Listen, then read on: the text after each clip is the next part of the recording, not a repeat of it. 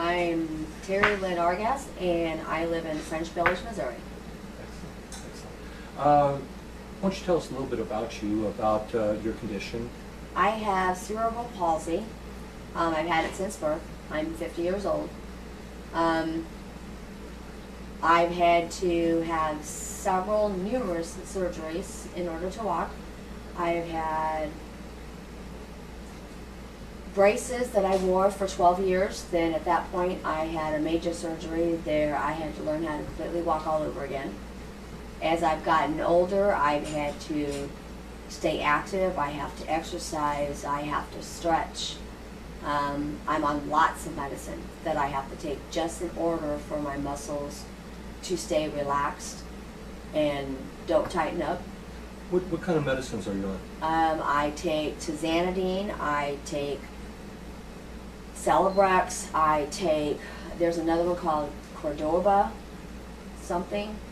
I'm going through WashU right now, and I'm getting shots every 3-4 months with Botox, and they shoot them in my muscles to make them relax. And I've seen that helps a lot. The way I walk, I drag my toes and I swing my legs in, and my knees become my legs tighten up. With the Botox shots, I've noticed that my legs don't swing. I could walk better, and I have not fallen in quite a bit. Would you have to have those injections on a regular basis then? Yeah, we tried to do them like 6 months interval, and I noticed that my legs would get real tight. I just got put on 3 more pills 2 weeks ago. And let's just add a little bit more to me. And I'm tired of taking them. I actually have a container that's this big, this wide, and it's this tall. And that's what I take just to survive. And it reminds me of what my dad had to take before he passed away. No matter what type of medicine I'm on, it is a ritual that I have to stretch. And I exercise. I do it 3 times a week. I stretch every morning and every night. So it's been a lifelong struggle for you? It's been a lifelong struggle. The way my father brought me up was there is nothing that I can't do unless I try it once. And if I can't do it, but at least I tried, then I know. But this has been an ongoing thing my whole life. And I don't give in to it. I did once, and that was when my parents were dying and I was taking care of my mother. And I didn't have time for me. It was all for her. And I noticed that I was really, really worse. That was the worst that I'd ever been my whole entire life. I was almost into a wheelchair. And when I was younger, I was told that I would be in one at the age of 35. Here I am 50, and I'm not there yet. Well, tell me, how did you find out about cannabis? How does cannabis benefit you? I could tell the difference. My legs weren't stiff. I walked different. They felt better. The week before, or 2 weeks before I'd even had it, got some, my legs were tired and I was very tense. And I was couldn't walk right because my legs were just tired. Even when I went to the gym or to the water aerobics, my legs were too tired and too stiff. I noticed when I did it the one time, Friday I went to the gym and it was like a whole different person.